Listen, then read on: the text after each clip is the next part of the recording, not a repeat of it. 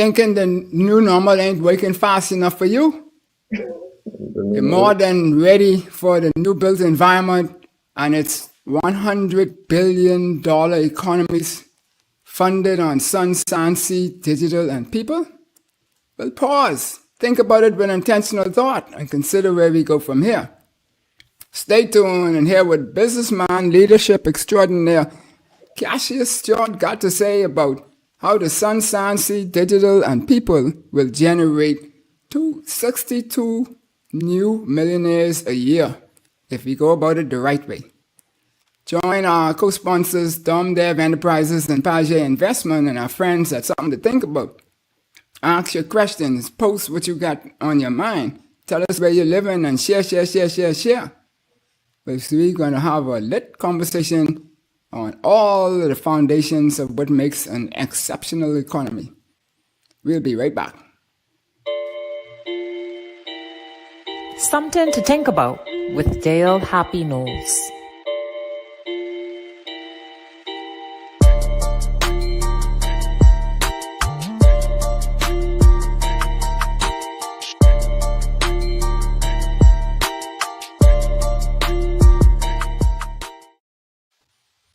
Welcome to Something to Think About with Dale Happy Knowles. What we think, we become. What we radiate, we attract. And what we imagine, we surely can achieve. Let's change the narrative 242. So this evening we have as one of our special guests, as usual, Mr. Cassius Stuart, leadership extraordinaire and businessman. And I think we all know him in the 242. But, he has some really great qualities about him, and one of those that I like is the fact that he speaks his mind. He doesn't get boxed into a corner, and he's always very creative. Welcome, Cassius. Thank you, Mr. Knowles. It's always a pleasure to be here. It's been almost a year now since I've been on the last show. Yes, and I promise I'll bring you back, and when we could get down in some nitty-gritty stuff that could really move this country forward. And I'm hoping that we'll touch on some of those tonight. I'm excited. And, let's explore the possibilities of, this wonderful country we have called the Bahamas. Yes, where God lives, by the way. Absolutely. Know that? Yeah. Don't ever forget that. Yes. So if we could dabble onto one of my good friends and mentors who I've never met, but, through the good graces of the internet and so forth, you get to meet them. Mr. Peter F. Drucker. And he says that the business enterprise has two and only two basic functions: marketing and innovation. Marketing and innovation produce results. All the rest cost. So, Mr. Businessman, tell us, do you agree with Mr. Drucker? Actually, I studied Peter Drucker, and when I did my management class, Wow. Mm-hmm. and I studied Peter Drucker, he expounded on some very, very, very unique principles as it comes to business. And one of the tenets he expounded on are the three different aspects of business, or the three different types of business that really flourish in today's world. He expounded on one, what they call low cost. Then he has differentiation and specialty. And so all businesses are summed up into those three different categories. So when you can dissect a Walmart. Walmart is in what they call low cost. And so because they have low cost, they're able to provide a lot of savings on to their clients. So they have a large market share. You have specialty products. Specialty products are companies like Victoria's Secret. You know exactly what you go in there for. And so you don't go to Victoria's Secret for anything other than lingerie and other sensual items. And then another one is called differentiation. And differentiation product is something like Starbucks. Starbucks will take the same Dunkin' Donuts coffee and twist it, call it Frappuccino and all the other fancy words, but it's just coffee. Right. And what Peter Drucker has essentially done is he kind of cut up all businesses into three different sections. But by extension, we could do that very same thing for an economy. And so when you look at different economies, if you think about the Philippines, you know that they are specialty products. They produce, I don't want to use the word service, but helpers. And they export helpers around the world. So that's their specialty. Their government makes billions of dollars by exporting help around the world. And then you look at China, you know what China is known for, low-cost goods around the world. The Bahamas. So then by extension, let's look at our country, the Bahamas. We have to now carve out our niche market. What we are known for, we are known for tourism, sun, sand, and sea. However, though, when you look under a microscope on a macro level of our country, there are a lot more that we can also do to build up our economy. So we are known for the tourist product. We were known for banking, but that has been somehow been suppressed because of the European Union legislation and policies. But the problem with the sun, sand, and sea touristic product is a dependent module, and it depends on another person's income and their resources to be able to come to enjoy in your country. And so what we have to do in this country is now, when you look at the way all world economies evolve, all world economies evolve from what? First, the agrarian economy, then they move into the industrial economy, they move then into the manufacturing economy, then into a service-based economy, and now into a knowledge-based economy. Right. However, even though the evolution of these economies are important, what is important is all economies that are moved are always underpinned by the first economy, the agrarian economy. Right. What we essentially did was, as we moved from the agrarian economy to the industrial economy, we somehow let the agrarian economy die. And a lot of other countries are guilty of this as well too, but the Bahamas, we are guilty of it. We allowed most of our farms to dry up. We really produced nothing. We allow everything to come in. One time ago, Eleuthera had a lot of farms. We used to bring in chickens and cows and beef, and there were 2 boats moving from Eleuthera to Nassau every week, every day, to feed the population in New Providence. So out of Eleuthera was the source of all of the agrarian economy. Then we also was underpinned by the heavy agricultural beef products in Long Island. Somehow over the years, because we now depended so much on that tourist dollar, we move into that service-based economy. We allow the agrarian economy to somehow, wither. Go to sleep. Yeah. Wither. If you know that any successful country, even though there's an evolution of the economies, you almost hold on to the first economy, agrarian economy. And so when you look at our land mass, the Bahamas has 0.8% arable land in it.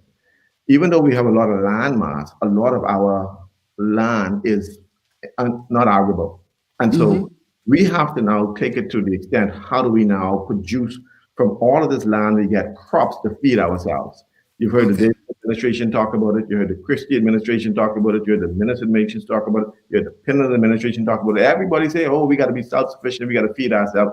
We got to feed ourselves. And politicians talk these kind of talk just to make themselves sound good, because it's the cliche word.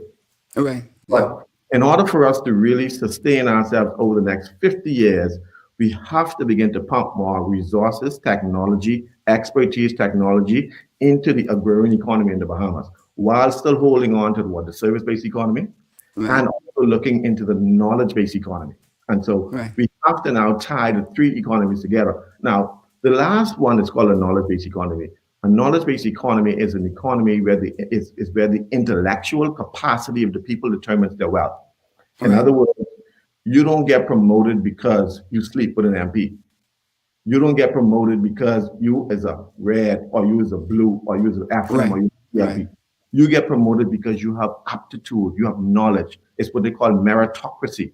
You get promoted because you're able to produce, your fruit comes from your mental capacity. And so the knowledge-based economy is the new economy now that is now being embraced around the world, which will determine a new wealth. So you have young people in the United States now developing code, developing software, and they're becoming millionaires now at the age of 13, 15. You get young people now being able to invest in different technology, using their knowledge base to be able to bring wealth to them. And so while all that is important, you have to still go back to rule number 1, the knowledge-based economy. Because even when you're producing wealth, you still need food. Right. We need to be able to grow our food. So what we need to do is we need to divide our country up into different segments. Okay? Yeah. So you look at Eleuthera. You know Eleuthera gets very Yeah, but before we get down into the nitty-bitty of each island and all that kind of stuff, right? Let's tackle some of the fundamental things so we can make sure our audience is on the same page as we dive deeper, right? Okay, And so wonderful. if we look at then the scenario, and actually one thing before that, when I say sun, sand, and sea, I'm not talking about the traditional sun, sand, and sea that we market for tourism, because that's already a sector that is already established. That and the financial sectors. We're talking about building around those into new sections that deal with sun, sand, sea, people, and digital. And we're going to tap into those in specific. But when we look at the question now in terms of how important, back to Drucker's point, how important is it to actually market and to innovate? I want to touch on that because if we look at what has happened over our tenure of life, Lester Cox and myself always have this running discussion with persons who seem to have a view as to why our economy is the way it is. But we basically share the same view. Is because of innovation, because we know what marketing is about, or at least we know what public relations is about. Even if we don't know about the other 6 or 7 points of marketing. But when we look at innovation under the Simonet, the Pinland, and the first term of Ingram, there was still a lot of innovation happening during that period of time, but our view is that after that, innovation seemed to have stopped. So tell us, what was the importance of innovation in building businesses and building economies and wealth? One of the most important aspects of innovation, what underpins innovation is education. And so if you want to become an innovative society, you got to somehow throw away the model of education that we have now, where it's just math, English, and arithmetic, and so on. But you got to bring in more money management, understanding cost, and understanding money, understanding technology, understanding coding languages. Because remember now, some 20 years ago now, we've seen the world evolve into a more technical base. We are now talking through an application over the internet. We have hundreds of people watching us through their other platforms. Now, somebody's making millions and millions of dollars with this platform. Why couldn't it have been a Bahamian? And so that is where the innovation comes from. But we needed to underpin bringing in coding into the school system so that the young people could have been on top of the learning curve when a pandemic hit, because they would have been able to develop these applications to be able to produce and sell to the government. But we don't have that. And so while we talk about innovation in society, it's not just about somebody starting a business. It's about how do we now educate the masses of people to understand how do we now embrace new challenges for the future. And so for me, though, I think the educational system has been failing for a long time. And that is really the epicenter of innovation, the educational system. And so if we are to get the best business minds, we need to have the best students. And we got to insist that we get the best out of our school systems. And so one of the things that we talk about innovation, some management theorists talked about what they call Six Sigma. Six Sigma methodology. And for those who may not know, Six Sigma is the bell curve, standard deviation, six standard deviations to the left or either right. In other words, it's a prediction of error. In other words, if you're manufacturing screws or nails, out of every 1 million screw, there's only one error or one defect. And so you have to turn that into, how do we now do that into the service-based economy? How do we now make sure that every child that we're producing in our school system, out of every 10,000, there's only one error, one defect. And so that's where innovation comes from. It's about how do we now integrate systems into our learning process, into the way we operate, the way we think. It takes leadership, though, in order for us to implement this innovation. One time I did a major study on a major Japanese company that was very, very successful. And at the end of the board year, the Japanese and their board conference, we did very well. We did the best we ever did before. And the question is, what do we do now? And the leader said, we have to innovate. We have to change.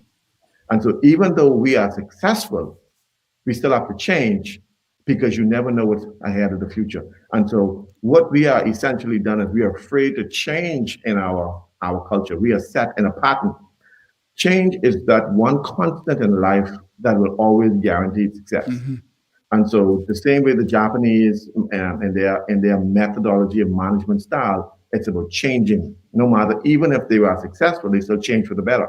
We got to do that as a society. Right. Yes, tourism has been quote unquote semi-successful. It doesn't mean that we need to change. We have to change.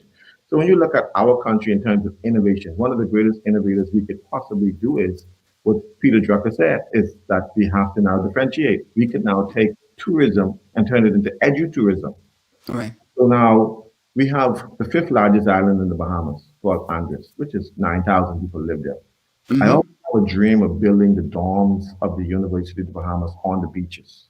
Right. And you city around that, and you invite 100,000 people from around the world to come to learn in the Bahamas, where the dorms on the beach. I mean, you can't beat that.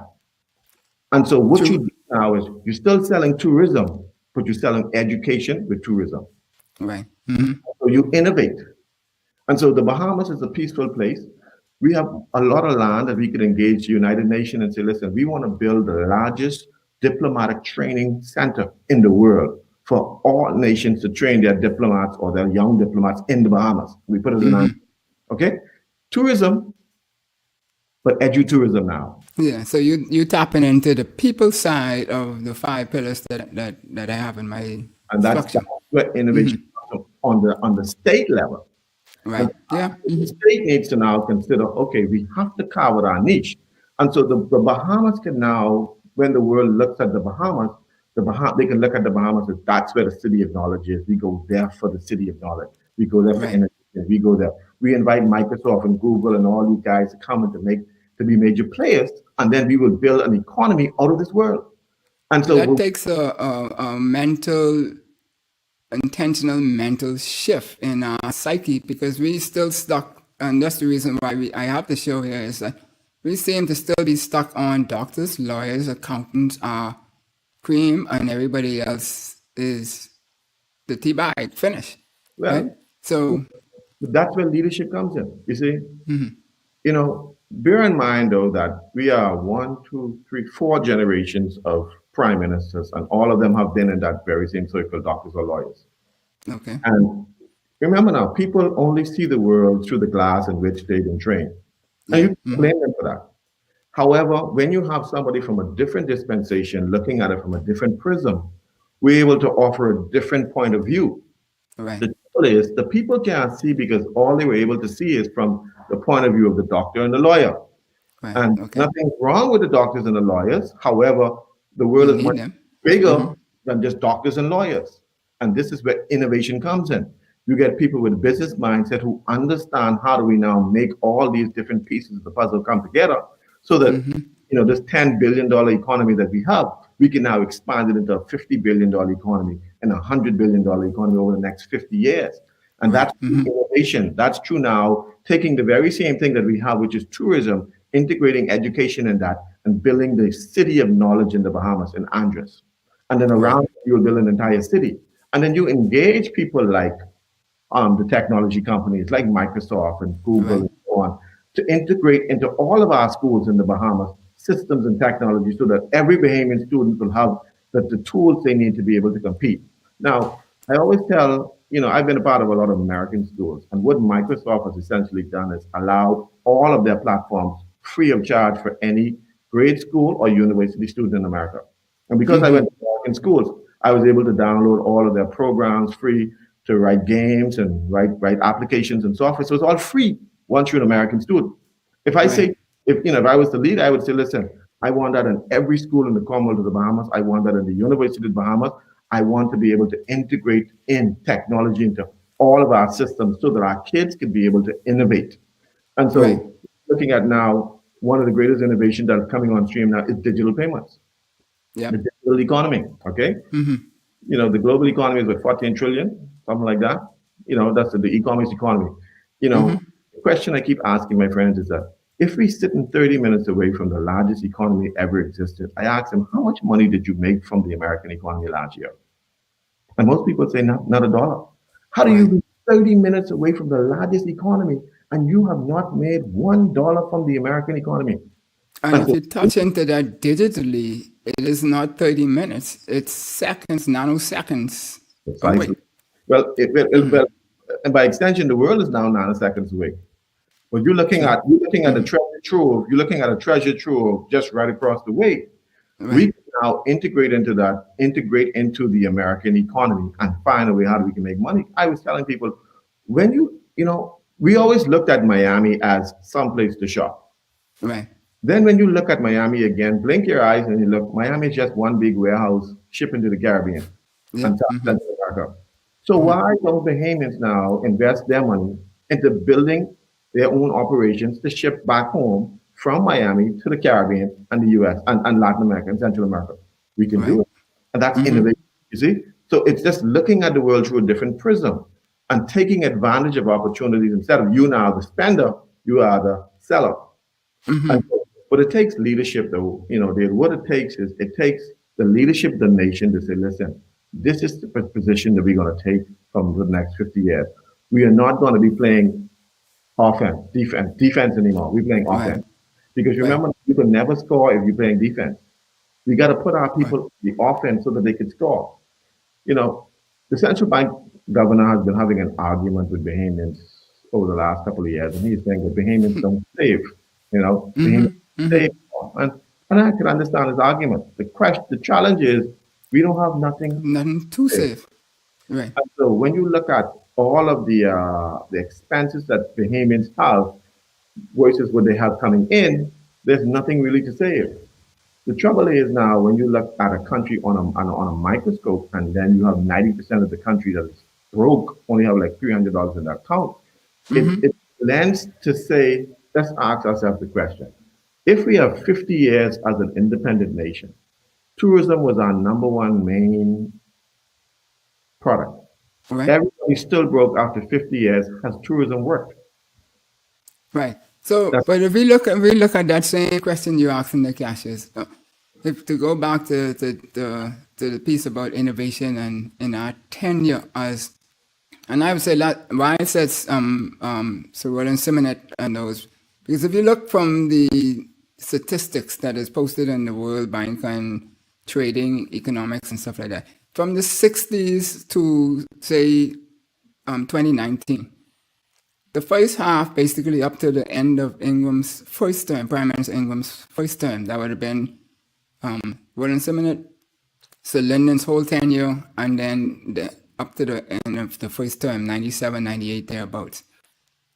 The Bahamas GDP basically doubled almost every 6 years in alignment with some major innovative activity, whether it was national insurance, whether it's any of these other things in terms of the central bank being implemented, whether it was the civil service expansion, universal education, as you mentioned, majority rules, casinos, internal governments, all of those type of things that happen in our country. But we don't seem to have seen any of that happening post 98. And so hopefully going forward, we'll see plenty, and that's why we want to talk about these things. So when we look at that now, and what you were talking about now, that it seems to me that the leadership mindset to the people and the people who have the ultimate power, our national mindset needs to change. Our narrative needs to change to be able to focus on these things and implement these things in a big way. And so there's going to be some things that has to happen to cause these implementations to be. Well, what are your thoughts on that? let's break down what is GDP. Because a lot of people, they may hear the word GDP. GDP is what they call gross domestic product. And gross domestic product is measured by the goods and services that are produced in an economy. In other words, when you buy a house, when you buy a soda, when you buy a car, when you buy, go to the shop, whatever you buy, all that is calculated as a GDP. Our GDP is about $10 billion right now in the Bahamas. So all of the economic activity, banking, service, all that amounts to about $10 billion in the economy. Right. In order to stimulate GDP, you need to bring in more investments. You need to also create more entrepreneurs so that more economic activities, more money flowing in. We have policies in our country that regulates money. And I say this over and over. In other words, I have an account on Amazon. So my kids will go online and they'll spend. It's tied to my bank account in the Bahamas. Right. Then click pay, the money goes to Amazon bank account. That's fine. So now Amazon could say a part of the American GDP is that they made $500 from Cassius Stuart, blah, blah, blah. That's Right. according to the national GDP of the Bahamas. I sell books online on Amazon. When my money is ready, I cannot say to them, send my money to the Bahamas. No. It doesn't work because central Right. bank is blocking the flow of money coming in. And so if you also have investments or you have an investor, you have to get regulation, you got to get approval. And the government, I think, up to about $5 million allowed to bring into the country. So we have almost the police officers stopping the flow of money coming into this country. If you want the economy to be robust, money has to be fluid. The only way to get Right. a fire going is to keep gasoline thrown on it. If you stop gasoline, the fire will go down. And so the Bahamas has enough activity to make just about everybody in the country successful. The problem is we have so much regulation that we block access to wealth. Even e-commerce. You know, I've been arguing for ACH payments. ACH payment is automatic clearinghouse payment. Right. That's money is transferred from bank to banks. So Right. if I sell my products online and somebody in Russia said, I want to buy this product, here's my credit card. The money goes from Russia straight into Cassius bank account in the Bahamas. Right. That can't happen in the Bahamas. No. No. And so we have all these roadblocks to stop wealth. That is the reason why we are having such problems. 90% of all the bank account holders have less than $300 in it. That means But sorry, just to stop you right there for a second before you go too fast. They won't be able to pay that to a Bahamian holder in the Bahamas. But a foreign person doing business in the Bahamas, as I understand it, there's nothing to stop them from getting their money. because they have what they Because call they're not going to go through the same system that we're going through to get their money. they have what they call a U.S. bank account. Now the point I'm trying to make is that as we evolve as a society, the only way to make people successful is to allow for the free flow of currency. Yeah, If but I raised that to say that they are growing in the Bahamas, but we're not growing because of the same thing that you're talking about. we see, we see it every day. We see But it we could grow as fast as them. as an And excellent. when we look at the small islands, and I look at some charts on the World Bank, and they were saying that we were all tracking the same way, but then in the last 30 years or so, they just took off and we still tracked low. And Yeah. we had similar economies, so we should have been keeping pace in the same trend. But I'm saying that to say that it's these things that you're talking about here that really is hindering us from 10x our economy up to the $100 billion, which some people seem to think it's out of reach. But I And don't so- think it's out of reach, you know. No, I mean, and so now the central bank has been innovative in their new approach with the sand dollar, which is trying to $10. stabilize the economy, which is very, very good. I think it's wise for them to stay ahead of the curve as it relates to the digital economy, so that benefit. However, though, when you're moving, you got to bring your people with you. You got to be able to say, listen, you need more Bahamians to get into the digital transferring of money Space, right. so that they could benefit. You have Cash App out of the US, you get Zelle, all of these companies that are benefiting from the digital economy, making hundreds of billions of dollars. And so we Right. need now to make sure that Bahamians can access now. Now here's this. To get in that space, you got to go through so much red tape. By the time you get to the end of the day, you ain't got no more money. Because now if you got to get this license and this security exchange license and this license and that license. So, for me, what I've done is just incorporate all the business in the US and get it done over there because it only makes sense because we got so much red tape in the Bahamas that it stops people from developing. It stops people from growing. And one of the greatest hindrance to our success is us. We are our own hindrance to our success. Yeah. So Paul Scavella, welcome Paul, is saying that is it a matter of control? Does leadership then really want the average Bahamian to grow with such regulations? That's a question. It's a question that makes you say, I wonder if, But you almost want to feel like, okay, after a 50 year, you're 50 years as a nation, you see where we are as a nation. We all know that the Bahamas is a successful country, but look at it on a micro level, the Bahamians aren't successful. How do we change that? Right. And so it almost want to seem as if they want to keep us in this box so that we cannot expand. And that Yeah, is, but I don't think they want to keep us in a box per se, right? I think it's like you mentioned earlier. It's their education, experience, and exposure that doesn't allow them to see beyond the box. Can I give me a prime an example, right? As the lead in digital infrastructures built in the Bahamas from a telecommunications point of view for almost 28 years, digital, what we're doing with digital today, in most intents and purposes, most of it you could have done for almost 10 to 20 years before. Yep. But we haven't. And a prime one was the simple thing as everybody getting excited about Zoom and this platform and the rest being able to do these things. We could have done these just about 20 years ago, provided any applications was available to do it. And a simple thing as working remotely. We pushed for that to happen, but our mindset was that no, there's no way we can let people work remotely or away from the manager being able to see and touch them, kind of thing. And so COVID came right here and slapped us twice. yeah. And the next, everybody's doing it, and some people don't even want to open their offices again. And so we can have a different issue with buildings that's sitting around decaying. Yeah. But I'm just saying that to say is it's once we could get the movers and shakers mindset to change, then we'll be able to realize a lot of these things Yeah. that we have on the table, right? Part of the problem is we keep electing the same mindset over and over. And, we're stuck in the same rut. And I'm just hoping that, a new shoot bursts through so that we can begin to see a new light, I started to hit on, we talked about the digital economy, but I want to hit back on this agrarian economy too, Right. We've been complaining about, the migrants of Haitians coming into the Bahamas and the problems they bring and so on and so on. But we have never, I keep saying, we never could score when you're on defense. So Haiti has a lot of land. We got money, okay? They got labor. And so the three of them, land, labor, and capital, goes together. Partnership.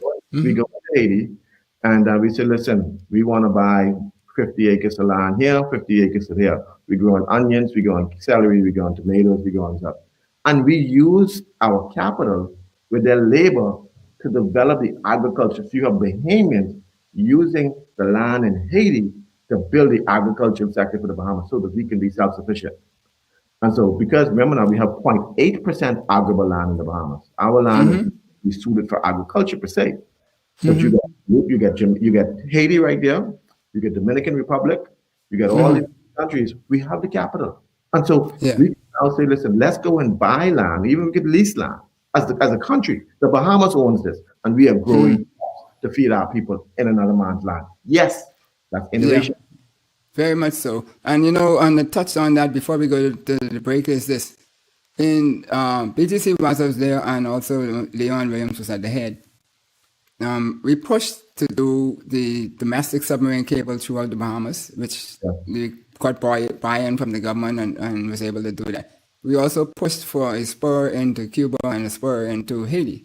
Well, international stuff gotten away with the Cuban one happening in any timely manner. But the Haiti one eventually happened, but it never materialized to the full plan because the idea was that we were going to provide cellular services for Haiti in this partnership that you talk about here in a different light so that then we could get revenues back in order to pay for products and stuff that we're doing. So it would have been a partnership of sorts. And, he told me about that step by step as they were negotiating that. And I was very sad that, our own politicians somehow hindered the maturity of that. Fair of not to do treading on ground that they're not familiar with. That's so every phone call made in Haiti, cellular phone calls in Haiti, the Bahamas government could be making money. Exactly. So, Digicel came in and cleaned up. As we saw, we wouldn't have had any deficit as we know it today. Yeah. I'm familiar with that. So those are, and those are, I guess, just some of the small examples of Right. why the $100 billion is never realized. Is because you have small-minded politicians who are sitting in parliament who can only see as far as their noses, and they are not opening up the avenues for Bahamians to flourish.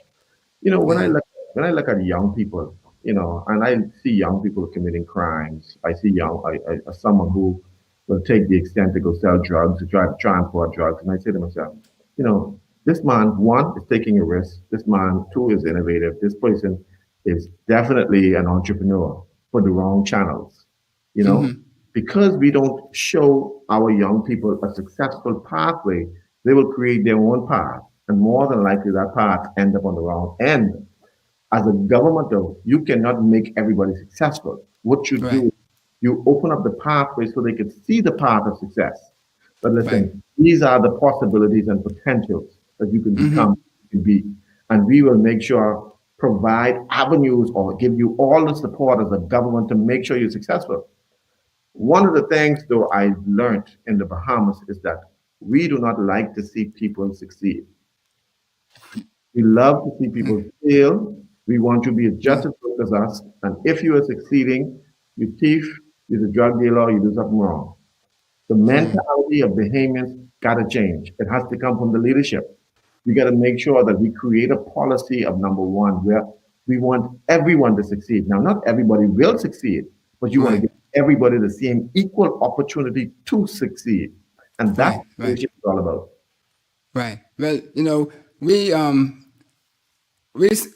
here at Something to Think About think that we're getting closer to that space where the narrative is changing, and you see things in Parliament today that's been done slightly different and the like, and so we think it's gonna just pick up, snowball into a massive change, particularly as the electorate becomes more and more under 40 mindset, right? The generations Y, Z and X's kind of thing, Y and Z's. So with that, we're gonna take a little break here, and we'll be right back in a minute or two. So you've been watching Something to Think About with Dale Happy Knows, and we have the mighty Cassius Stuart on us, businessman extraordinaire, very creative fellow. And we'll be back to talk and dive deeper into the 5 pillars and what can happen to expand your mind so that you can see that beyond just the tourism, and by the way, tourism is only scratching the surface, what we do in tourism. So that's a pocket of revenue that we could get more out of that too. And so we're going to dive into it when we come back. Madam Producer?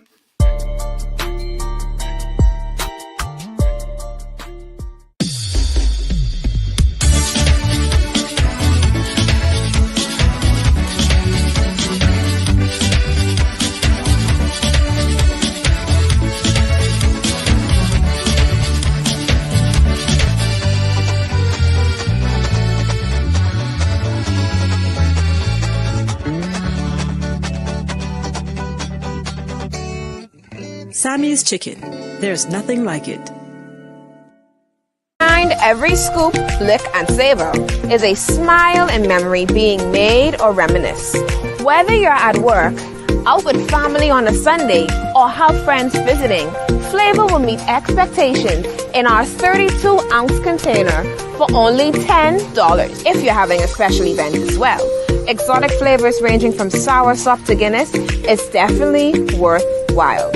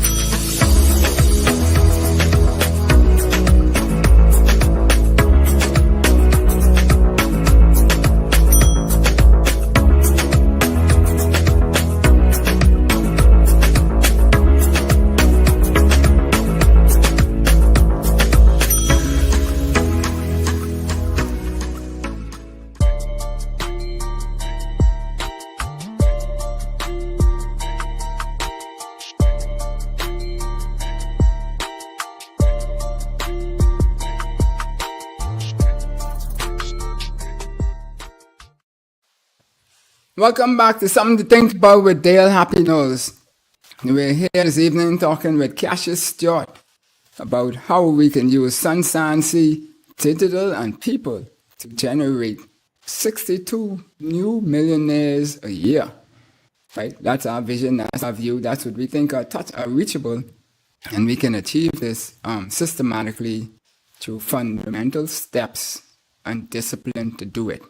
Change of attitude and we'll be good. Welcome back, Cassius. Welcome. Thank you so much. I was thinking about that $62 million, 62 million millionaires. Mm-hmm. Allocated $62 million for consultancies this year. Mm-hmm. And so if we now divided them to 62 Bahamians, we can give each Bahamian $1 million.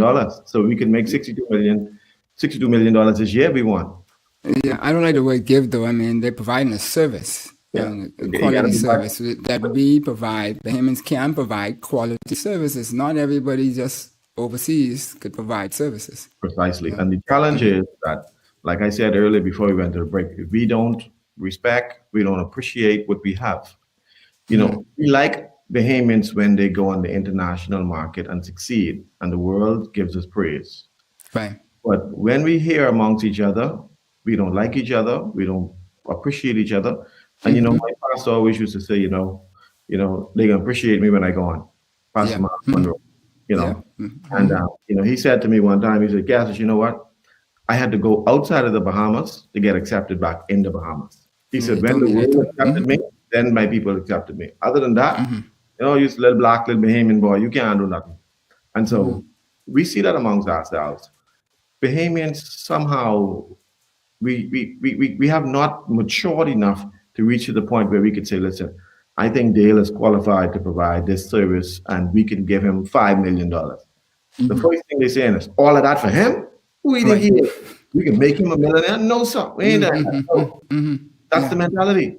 And so I used to minister and I only making $70,000 and I can give him $5 million. And so that's when the other questions come in. Now, if I give you this, you gotta...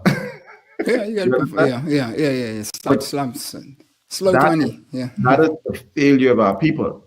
I prefer giving it to somebody who I put in your pocket and you fly when I never see you again, and then I ain't getting to worry with it. But they don't know that Bahamians got children to feed, they got mortgages to pay. They want to live good too. We could make this country a very successful country just from government contracts. Yeah, but I mean, so seeing that you started with the people part, I always think the people part is the most powerful of the 5 pillars, right? Or the biggest pillar that holds up more even when the other one's falling down. Because the Bahamians are so resilient and adaptable. You see it in almost every single avenue that we put our minds to, we excel, whether we have 3 or 4 Rhodes Scholars, that way down to the smallest man activity in the Bahamas 242 land. And so when we look at all of those things, you know, to me it's all about investing in the people. Yes. And upscaling them. And we had a Patrice Taylor on, who's an HR expert on the show, one of the first shows that we actually had.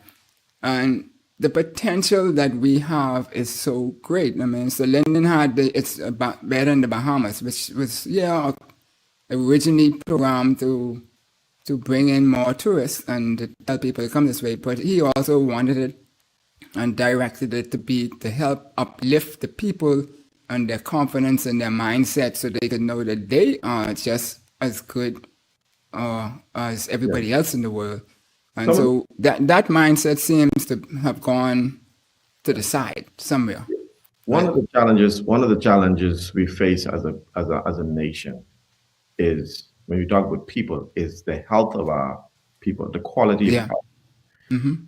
And when you look at most Bahamians, you know, the Diabetic Association says we got 155,000 registered persons with diabetes. That's 40% of the nation. Right. Then when you look at the hypertension, which is the number 1 killer of Bahamians, heart disease, then you look at the amount of cancer that is ravaging our society. It is almost impossible to ask for productivity when the whole nation's sick. Yeah. And so, as an organization, if you're in a company and everybody, if you don't provide healthcare, you don't provide healthcare for your people, they can't produce. Right. The problem we're going to face in the next 10, 15 years is that you're going to have a lot of people dying or sick or can't produce. And so it will definitely affect the production, the productivity, and the GDP of the Bahamas. Right. So we now, as a nation, have to put a lot of effort into how do we now create a more healthier citizen. And that is a challenge. Yeah, that's a challenge. And yes, there's going to be the attrition as you speak. And there's also the attrition because we are below the fertility rate for our culture to stay active and be ours. But I believe that all of that is part of a natural flow. And eventually that's going to cause a lot of the brain It may drain, be as people call artificial. That may be artificial, it may be intentional. I mean, some people think that it's artificial. I mean, yeah, there's no justification for a whole nation to be this sick. right. It may No, be intentional. It may be intentional on some. Yeah, but in But this little show we have in here today for less than an hour, we don't have time to dig into all of that. yeah, But that is true that it could be and it may be. And if we go back in history and look at some of the history shows, we will see just reason why that might be very plausible that that is exactly. the case that But we have. but the So underpinning saying is we got to make our people healthier, and we got to be now demand that's that body, everything mind, and soul. country, whether it's food based, we got to inspect. That we got to demand a higher quality of food for our people to consume. Yeah, but we also know, so Lyndon went and then became a busboy, and then now you have people like some of the other ones, the Stuart Bowes and the Sandy Sands and the rest of those that fields who went up to the top in the tourism industry. Yeah. Maybe not the tippity top, but up there, and there should be more of them than just the handful that is there. I think there should be. We should have that. Should have been 10x by now. There should have been at least 30 of the Sandy Sands and the Stuart Bowes and the rest up there at Yeah, I that mean, level. so Lyndon, so But Lyndon, so Lyndon, because he was a part of the building of the new Bahamas, he had an opportunity to make a lot of successful Bahamians. but this is my point on the matter. Why I'm saying between his tenure and the 10 years now is that that was an intentional action to build the Bahamas, whereas we don't seem to have that intentional We don't action. have we But don't have with the that. intentional action, we can get this $100 billion easy. So we just need to change our mindset.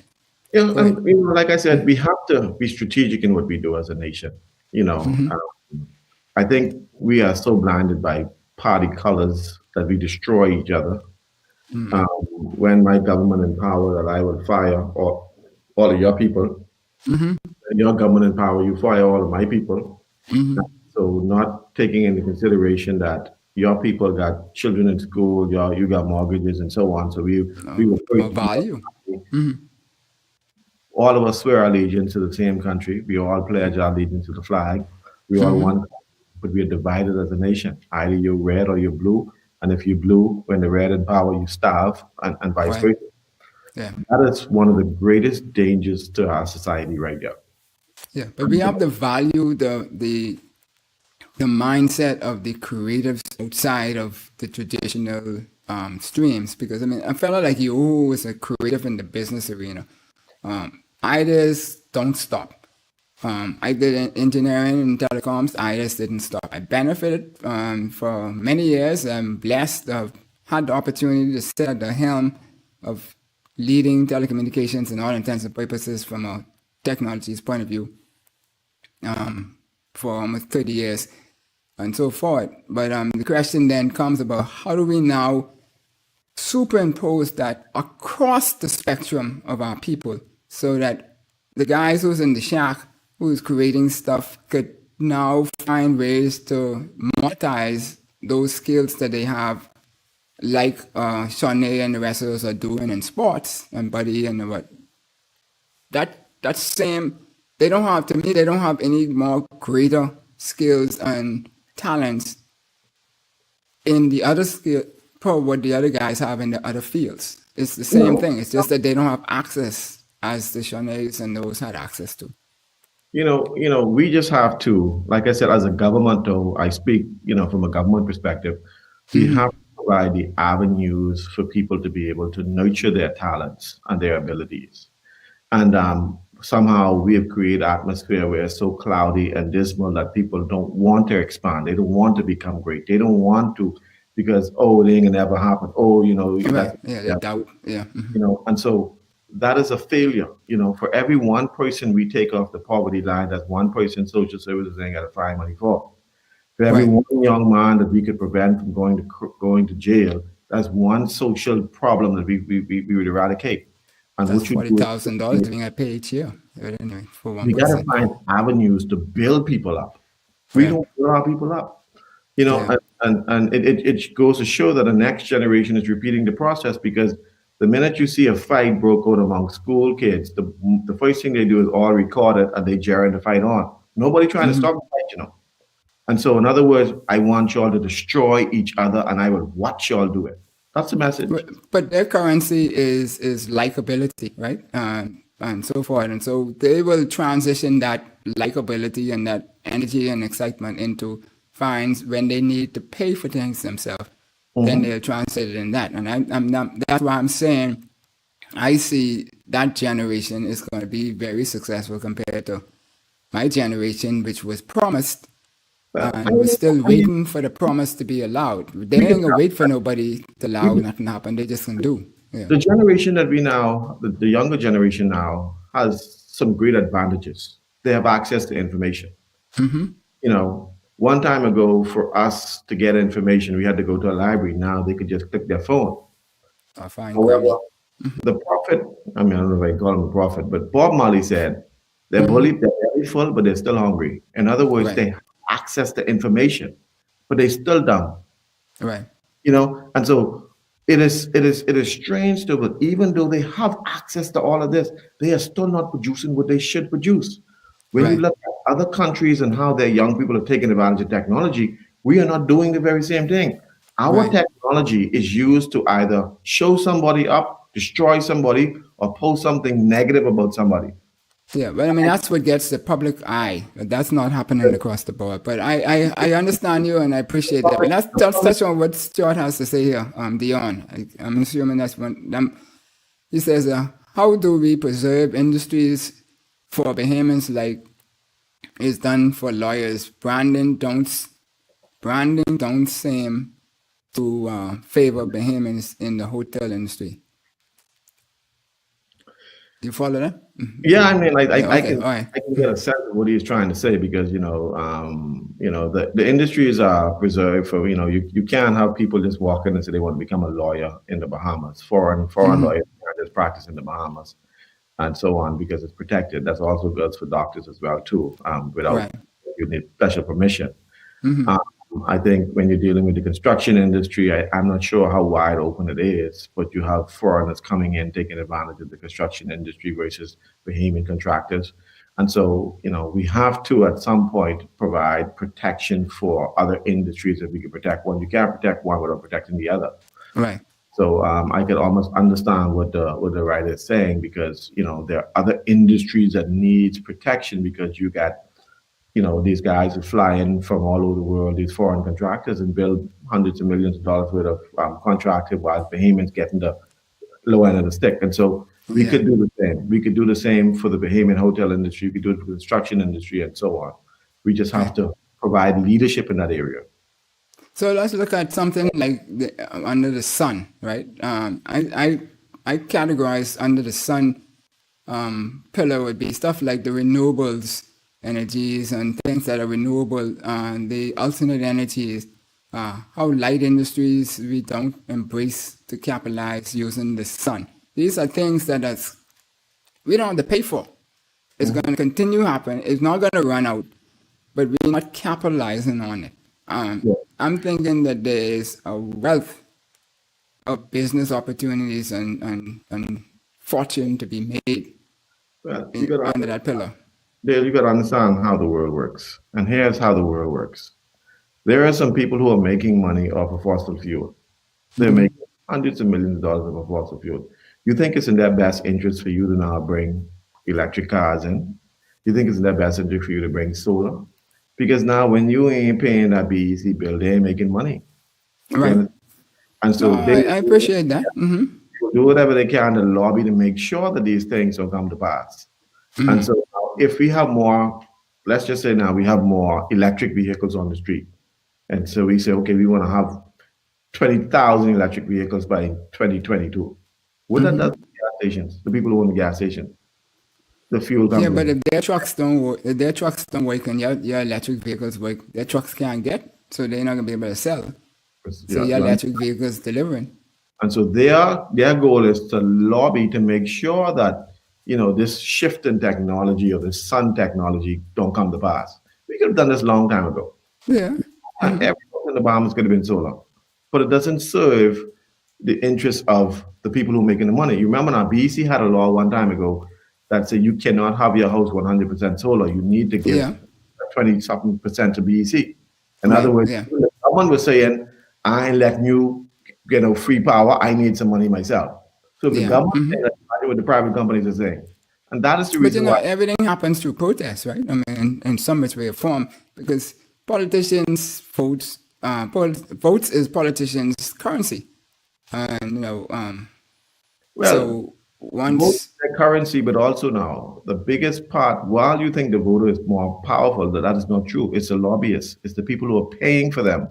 because Those the are people not lobbying, if the people lobby, they will be the most powerful. Yeah, I mean, the people who are riding where we go on the street and yeah, they love the little say. And the lobbyists come and put them in $30,000 in the hand of the politician. He'll write that, fix whatever they need to fix right away.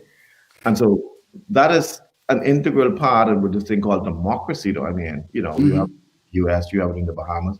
It is the money behind the politicians. They're the ones who call the shots. They're the ones who say, I need this, no tax on this, I need this done, I need this that. While you beating up your gum thinking you're making a say, you're really making no say. The money, it's people who got the money that makes the rules. The politicians sit there and they are puppets to the money makers.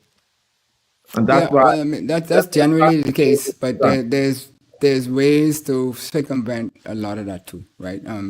Just look at some of the major unions, the BCPOU and the rest of those, that people were very successful in the early days. So Paul Scavella is also saying we need to encourage them to innovate as well.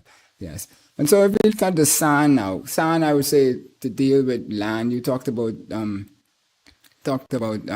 agriculture and the rest, and crown land is needed for that in the most part, because I'm thinking that's what crown lands for, more like light industries, land use of housing and investment, because we're not using our land well. We're eating it up.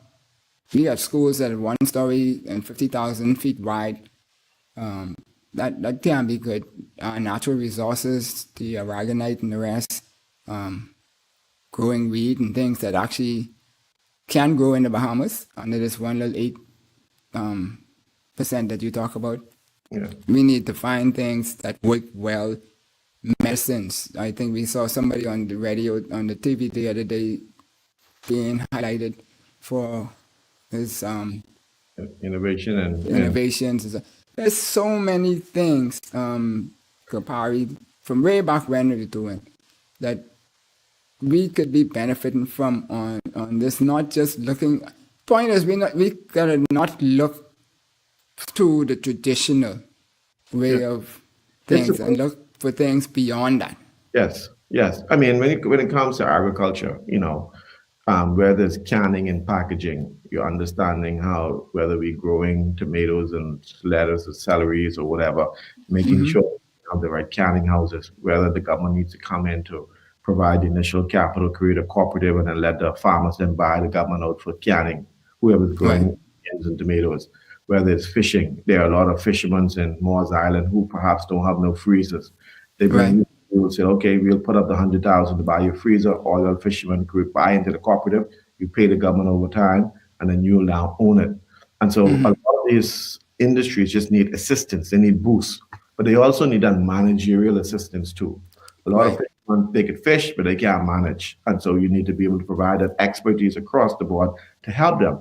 And so, I strongly believe, though, that we could produce so much from the agricultural industry that we have an access to export.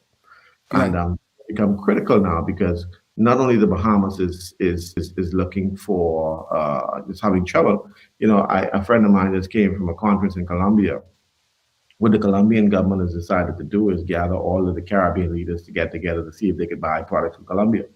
And I was, let me get you all together. I got this, I got that, and you all could buy from me because I know the world now a shortage in the labor. Shortage, right. So, but we have to always be a step of the curve. We know that, all of our goods coming in from America. Let's begin to grow our crop. Even if we could segment the islands to grow, this part will grow tomatoes, I grow onions, just grow celery. And then also vertical farming, because we have such bad land on some of these islands, we could do vertical farming, hydroponics. And so, but the yield on these things are so great that we could grow for export as well too.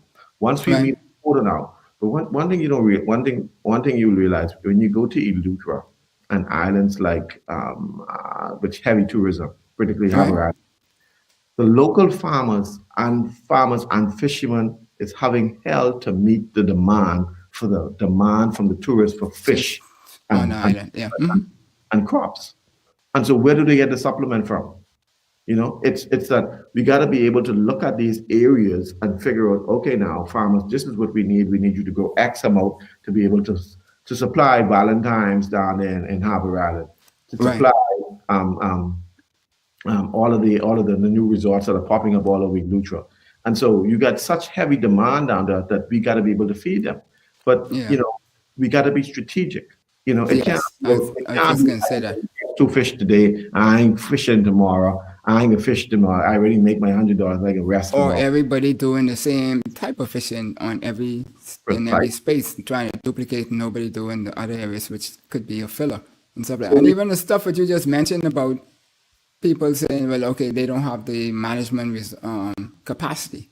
They might have the technical skill and innovation and creativity to do something. But then you have consultancies like myself who would have been in leadership for 30 years or so. And there's a wealth of people like us who are, and there's the people who are 60 and above who have skills who could also come in and help in management with some of these small entities, because the small business is not going to go able to hire the big accounting firms and the rest of those who provide management services per se. Their fees is going to be out the window. But it's better to have something in between than that. And this is where the consultant fees comes in right now. That listen, it's 62 billion. Let's call it billion. It should be billion. Yeah. Well, I try to make sure you get this $100 million right now. Yeah. But you see, it's about making sure that we could provide the level of management services to industries that are fledgling. Right. When you go into Moss Island, you see all these fishermen. They're catching all this fish. They have to waste a lot of fish because they don't have the packing houses and the freezers and so on. Right. Say to Dale, you go down there, you help them over the management. Let's know exactly what they need, what type of capacity they need to be able to freeze, store, count lobsters and so on. Packing, create the linkages between them and Red Lobster and all of the fishing houses in the U.S. for export. And so they may not have that capacity, but they can fish. Right. Yes, so that's the point. That way, you help build this new economy, this new movement in the fishing industry. Every island has a unique twist. When you go to Exuma, a lot of the fishermen, they don't fish much in Exuma because the fishermen turn their boat into tourist pleasure crafts, because there are a lot of tourists want to go see the keys. So ain't much fishermen there.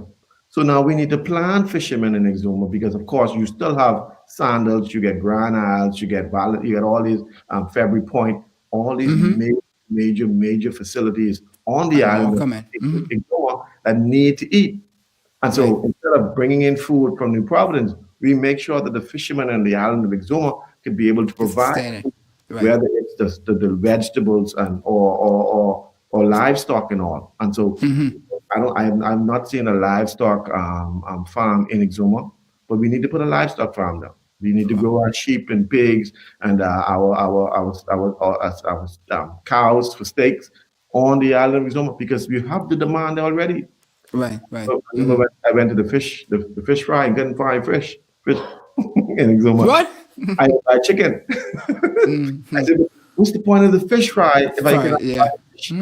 In other Yeah, words, yeah, brother, we too busy taking tourists to see the keys, we ain't got time to fish. yeah. And I so, can imagine that. every problem presents another opportunity. Very You much see, and so. there's an Yeah. opportunity now for fishermen to use that to now develop the fishing industry in Exuma to be able to supplement what is needed down there for food. Yes. Yeah. So Stuart is saying here again, they say we must think global and it must begin with the adolescents.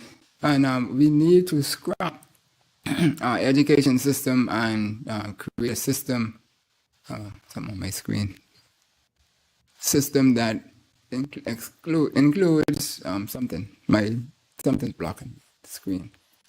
Including industry. In our industries. Yeah. Cool.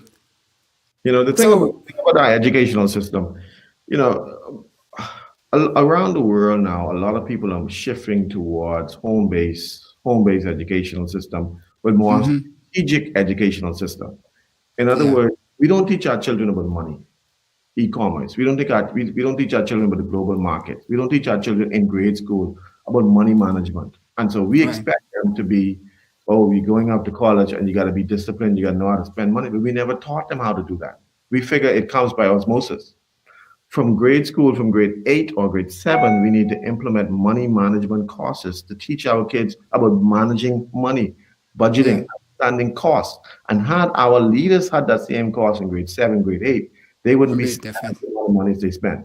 This Yeah. administration is talking about they want to raise taxes. I said, buddy, the problem is not the taxes. The problem is you're spending too much taxes you already have. And Well, so, that's part of it, and the other part of it is that the historically up to this administration hasn't been innovating, so there's no new revenue streams coming in. Because precisely, if we have increased the revenue streams, we don't need to increase the taxes because they'll collect more, and precisely. they'll And be so, able to charge more So, at least. so the challenge is right now we're bringing in about $2.2 billion in taxes, which include VAT, but we spend almost 3 point something $billion. So we have a fiscal deficit of about 700 to 800 million dollars, almost $1 billion in a fiscal deficit. So in other words, what this administration is doing, and the young people may be able to relate to this. It's like going into the club with $100 for you order and 2 bottles of Hennessy. There's no way you could afford that. Right. You can Yeah. afford what you want. So this government is saying they want this, they want that. It amounts to about 3 billion, but we only got 2 billion. So now you got to find another $1 billion just to borrow to pay for what you want. That includes your big cabinet. That includes all the people you're appointing, all these extra consultants you're hiring, all this money wasting. Somebody got to But pay for it. right, and it's based on some of the conversations you have on the side is that there is a structured plan, a strategic plan to do it. The challenge I have with it is that not enough of the plan is being communicated to the people so that they will buy in and understand the roadmap and then be able to, instead of shopping certain other places, they will shop in the areas which will then feed the plan beyond the tribalism that you talked about earlier, right? Let's assume the tribalism didn't exist. You still have to feed somebody to spend their money where you want them to spend the money versus, Well, and you got to do that through marketing. one of the dangers in business is that if you got to borrow money to pay salaries, then it's time for Yeah. you to shut up business. Shut up. Yeah. Right? You borrow money to make return on your investments. And so what we are borrowing is borrowing money, and that money is now being dropped into a black hole. In Yeah. other words, now the $700 million we got to borrow now is not for any new Yeah, industry. but Cassius, you could shut down a business and start over another business. You can't shut down a government and start another government. So they have to seriously sit down and do a transition and be like the Chinese and have discipline to stick to it. It's But money. you're not going to stick to it with 5 in and 5 out. It's the That money ain't management. happen. We need to learn money management, and our leaders don't understand money management. One of the theories they have in government is, "Oh, don't worry, we can just spend." Government's supposed to have a deficit. And their money. That's not true because when you look at Sri Lanka, that just the whole the economy collapsed because they can't pay their debts. Right. We are now hovering about what debt service ratio of about almost 101%. Our national debt is what 11 billion right now. And so when you look at also the cost of which we are now borrowing is higher, it put on us buying. So the cost of our money is higher. And so which going to cause problems for us now because how do we now service those debt? We spend That's why they're traveling so much. we spend 500 Because they're marketing. payments, 500 million on interest payments. And so these payments, that's what we're servicing, but we ain't touching our debt, the principal. And so at some point though, you keep piling up straw on the camel back, and there will be one straw that break the camel back. No, I agree, Cassius, but I'm saying that's the same, the Drucker School of Management, the Guru Drucker, saying marketing and innovation. Well, we have done marketing well to campaign to win elections, at least the PR portion of it. And we are marketing now with a lot of the travel, whereas during the last 4 and 5 years, we might not have done as much marketing as we should have been doing to keep up in a service-based economy, right? Now, I'm not saying that what is happening now is the right level. I don't know, because we haven't seen any of the results come back yet from it to say whether we're getting the returns on the money now compared to what we're expending. But I'm saying from a principal point of view, you have to market. When Leon Williams was CEO of BTC, there was one government who beat him half to death every day because his picture was always in the paper and the rest. But the company grew to a $360 million company doing his watch because of his marketing, right? BTC has always innovated from time to, well, let me not say always, because it stopped with the privatization, right? Around that period of time, leading up to it, the process of privatization, which started in the late 90s, right? The innovation slowed down as to what capital development and everything slowed down big time for the private people to come in. So what I'm saying is those two things that Drucker is saying, innovating and market, you have to do. So this government is doing one of them or attempting to do one of them. And my thing is that you can't leave out innovation portion in the process, and you have to put these things on the table and let the young people who are the creative minds in our country, put them in a think tank, give them $10,000 or whatever it is, and tell them come up with a national plan or whatever and develop this thing properly. Our leaders don't think if they can give you $10,000, they figure they gotta own you for the rest of their life. They're like a Bahamian club. Bahamian man in the club, if the Bahamian man buy a girl a drink, you think you got to stick with her for the rest of the life, the rest of the night, and she owe him, Yeah, well, you can say that way around too, but anyway, They give you a contract, they own you, and you got to support them, and you got to do whatever they say. You can't go your way. I own you now. That is the wrong mentality to have. And so that ain't a stick. I know that. That can't. And so, but like I said, we have all of the elements. In the manufacturing process is what they call input, throughput, and output. Right. The input is the raw material that goes into the factory and the machinery, and the throughput. If the output has some kind of deficiency, they will check the throughput. This throughput system, the government, we got to make sure that when we're producing, whether it's industries or people or citizens, that we are producing the best. The question is, we got to demand the best, though. In leadership, you all know, and Drucker would also talk about it. In leadership, you got to demand the best. You got to expect the best. You got to set expectations and set realistic goals that people can reach. And for me, I believe that if you give the Bahamian people a mandate of excellence, and for me, I want to talk about a policy of number one. We can be number one in agriculture in the region. We can be number one in aviation. We can be number one in technology. In marine. Number one in education. We got to begin to set the standard and then fight for it. And so we may not achieve it in the first year, the second year, the third year, but if we see incremental growth, then we know we're headed in the right direction. Right. And we got to begin to now demand that our people be excellent in all they do. And that is when we say demand or Cassius, we're talking about just the people who don't have a good grasp on this. Are we talking about the entities like the Bahamas Chamber of Commerce or I'm talking other about, operations who know the intricacies of a specific thing, I'm talking about, saying this is has to be higher. no, I'm talking about across the board. Yeah. Leader of the nation has to instill throughout all the veins and arteries and capillaries of the society that Bahamians, we are going to be the best. We are striving to be number one in education. So Right. that means parents, teachers, students, civil society, everybody got to be on board to make sure that our educational system is overhauled. If Right. you have to bring in the private sector to help invest because we can't afford this and that, we got to do that. We got to bring Right. in all of Bahama and Atlantis, them who are getting billions and millions of dollars. So we want you to partner to overhaul our educational. Exactly. Right. We got to Right. say to all of these investors from Albany and them who come here and make millions and millions of dollars, listen, Yep. our goal as a society. We want you to partner with us. We want to Right. make our educational system number one in technology. And here's the Right. here's the blueprint. This cost, I need y'all to make it happen. Right. That's what I would do. Awesome. I sit Yes. them and tell them, I need y'all to make this happen. Yep. That sounds good to me.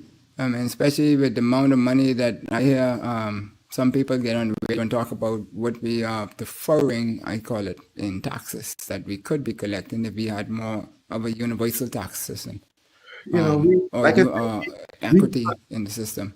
we have a system that we pander so much to foreign investors as if we don't have a symbiotic relationship. You understand? You know, we think that we only need them and they don't need us. Yeah. You know, we give Bahama $4 million But a year. that's the old school mentality that I'm saying the young mentality don't have that attitude. We have a symbiotic relationship. If you die, I die. If I die, you die. So it's in your best interest to make sure that all of us live. Live, right. It's that same scenario with the dog and the heartworm. That sometimes if you kill the heartworm, you kill the dog at the same time. Right. You have to make sure allow them to live together so that both can survive. But relationship, a company like Bahama, companies like Atlantis, Albany, and all these big conglomerates, they need the Bahamas to survive. Yeah. And Yeah. your Sure. best interest to make sure that all of the organs of our society functions. In order for you to get good employees, you need a good educational system, right? So how do we invest in our educational system? Let's make our educational system the best so that when we produce grade 12 students and you hiring people, you know you're hiring the best. Right. Yes. Yes. We put that forward before too. Yep. Our mentality in the society is that, oh, well, we need them. They need us just as bad as we need them. Yep. Yep. You But understand? I mean, This is not a one-way street. This is a two-way street. And so all of the organs in a society, we all enjoy the bounty of the Bahamas. My business, your business. And so for you to say you don't want to pay tax, it means that you don't enjoy the bounty. If your company is benefiting from the Bahamas, that means you enjoy operating within the system. So paying tax is supposed to be a part of helping more people enjoy the bounty. That goes for the foreigners as well too.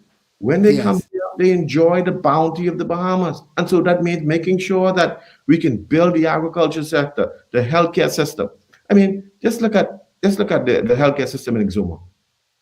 When you walk inside the The lab, hospital? you know, The lab, okay. Clinic. you get Granals, you get Sandals, you get Valentino, you get all these other Peace and Plenty, all these nice something going on, making all this money. So I would partner with them and say, listen, we need to make sure that the healthcare system in Exuma works because when your guests get sick, they need somewhere to go. Yeah, but We you need- know, under the people part, I had local government, but I mean, it seemed like people shying away that completely because if that was in place, then the locals would be able to deal with these things and not everything come back into bottleneck and the Nassau and then take forever to happen. But you see, it comes from they're not going to listen to local government because they don't take local government seriously. The government don't take local government seriously, and local government don't take themselves seriously. So that's just where it is. Yeah.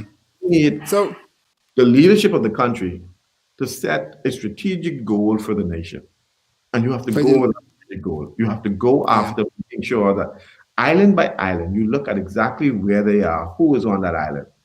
You know, they said Exuma, Iluchu got like 16 million billionaires on it, right? We don't know where they are, where they live at, but plenty of them there. So it's in their best interest to make sure that the clinic or the hospital be built in Ilutra. The hospital was supposed to be built now 10,000 years ago. So when Well, the they say 2% of the world's billionaires live in Albany. So, I mean, we shouldn't be wanting for nothing, if what you I'm ask saying me. is Yeah. that these people will get sick. I agree. I'm supporting what you're saying. Yeah. So it's in their best interest to make sure that Princess Margaret Hospital is functioning optimally. Yes. It's in their best interest to make sure, it's in the best interest of Sandals and the rest of them to make sure that the clinic on the island of Exuma functions optimally. It's in the best interest of all them billionaires in Ilucha to make sure that our clinic is built, if they got to build it themselves. Because Yeah. listen, if you get sick, you need someone to go. I mean, most of y'all can hop on your plane and fly away, but there may be a time that you need service right away that you can't fly. Yep. That But it happened. takes engagement, Yeah. though. It takes a partnership. You have to partner with people and let them see where you're going. Part of the problem is a lot of them don't trust being politics because they figure politicians, they figure they give you money, you can keep that money for you. Well, they could do public partnerships and do it in public-private partnerships and do it in a different way. Yes. So go right here saying that maybe we can identify a small group of like-minded persons to get the first 62 prospective millionaires to build innovative and new thinking. Yes, awesome. So that is great, and we can do it. So Cassius, Yes, sir. I had a professor who always said to us about taking action, and he said that there's this old man who's sitting on the porch every day, and his dog sits beside him moaning over and over and over and over again. And his grandson comes up almost every day and asks him, why doesn't Spot, or whatever the dog was named, move? Right? First he asked him why he's moaning, and he said because he's laying on a nail, and he lays in the same spot every day. So he asked him, why doesn't he move? He said because the pain to move is more greater than the pain to stay still. And so we have to get to the point where we can cause, if the pain isn't going to be different, the pain for us to take action to be less than pain of us not taking action in the society and so forth. So with the 2 minutes or so we have left of your overtime that you were so graceful to give us, what would you like to say to the general public out there, other than what you've already said, that to cap this all off? I will end by saying, as a people, we got to demand excellence. We got to want more. We got to want better. And for me, I preach a policy of number one, and everything across the board. I believe that the Bahamas can be the best country in the world. I believe that. Now, I just want my people to believe that. Deficiencies in education, but we can overcome those deficiencies and be number one in 5 years. Health, we have deficiencies in healthcare. Across the board, we have deficiencies. But with the right management and leadership, we could become the number one premier healthcare system in the Caribbean region. We can do that. 0.8% arable land, small country when it comes to agriculture, but we can produce the best cows, the best sheep, some of the best citrus, some of the best produce right in the Commonwealth of the Bahamas. Number one in it. We have to believe that we can be the best. That's the only way we will be the best.